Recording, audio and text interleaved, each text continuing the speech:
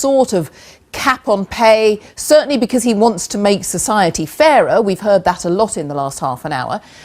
Is there any way in which that could potentially work? Absolutely not. It's obviously sensible to think about what you might do about inequality.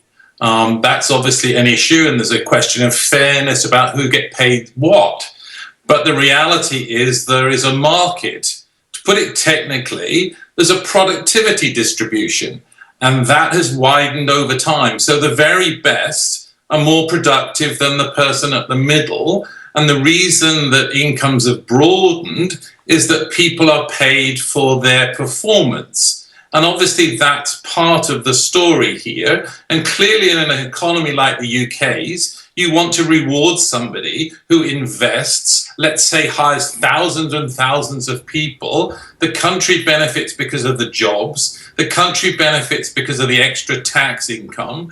And to actually think you could impose a salary cap is a completely idiotic idea. Not a single economist would agree with it. And if I'd have been an advisor when he didn't used to talk to me anyway, I would have said to him, back off, which it appears that he did within a couple of hours, because there was a visceral reaction from everybody on the idea that you'd put a salary cap on, because firms can find ways around it. It would be a disincentive. If you cap salaries in the public sector, quality falls. So this is another silly idea.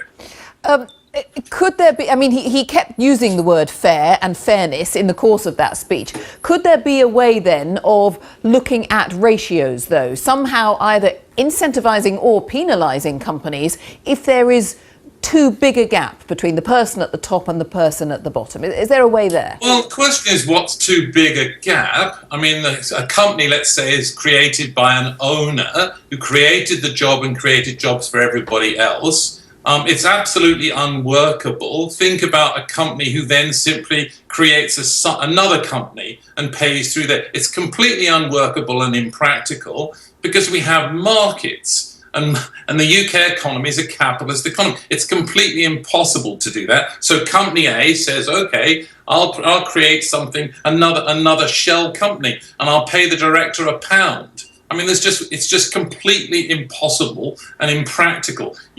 There is a fairness question, but maybe the way to do it in a company is to incentivize shareholders, give them more power. But if the shareholders see that their return is okay, they go along with it. So you could certainly do that, but to actually say we should cap pay, I mean, it's not practical. It's not that you don't want to do anything about inequality, but this isn't the way to do it. Completely impractical. I mean, I tweeted this morning, I think it's totally lunatic. OK, well, if you were still advising him today, assuming he did, to quote your phrase, assuming he did listen to you, what advice would you be giving him? What would you say, look, this is how we can deal with inequality in this country? Well, I think my friend Richard Murphy, who was also an advisor, has said that he thought that the ideas that Corbyn had suggested were impractical. There are things that you can do through the tax system.